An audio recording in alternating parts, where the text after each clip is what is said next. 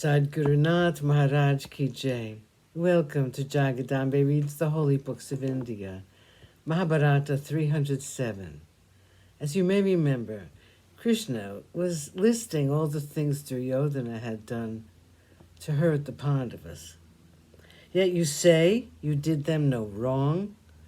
Which good man will insult the wife of his brother with the words you spoke? These men here, these, I say, who are sitting here, were sitting in that assembly too. They have also heard the words you spoke. You had Draupadi dragged to your sinful court by this brother of yours. She is dearer to the Pandavas than their very lives. All of them were silent then.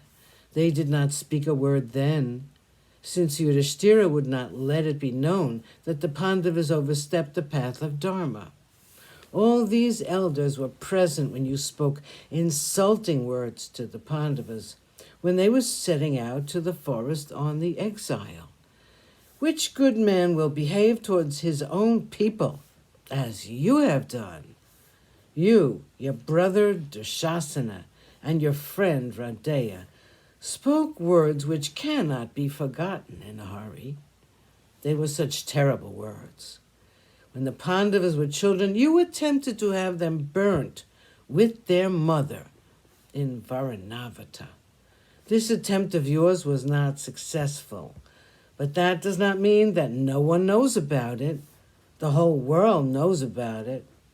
The Pandavas had to live in hiding for a year in the city called Ekachakra, in the house of a Brahmin.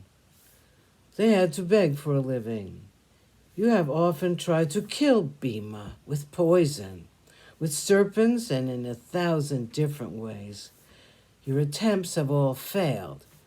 You have done all this, and yet you say you have not offended the Pandavas?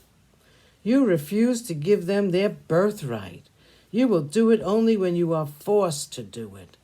You will fall from this secure position, and you will be parted from your wealth and your kingdom.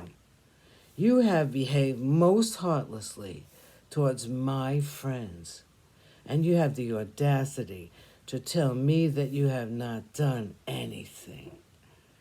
You have taken leave of your discerning power.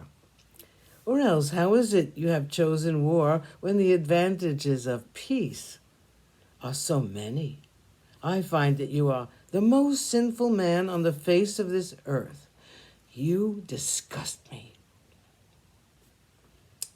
Dushasana said, My dear brother, it looks as though these Kuru elders will bind you up hand and foot and hand you over to Krishna. They are forcing you to make peace with Yudhishthira. This grandfather of ours, Drona, and your father, and of course Vidura, are sure to bind you up, and me and Radeya, and give us up to Yudhishthira. Duryodhana heard these words of his brother. Angry like a serpent, Duryodhana sighed in fury and stood up suddenly. He paused for a moment and he walked out of the great hall. He did not care for any of the great men who had assembled there. He passed them all by without even bothering to look at them. He passed Krishna with his head held high. He strode away from the hall like a lion walking past the lesser animals of the forest.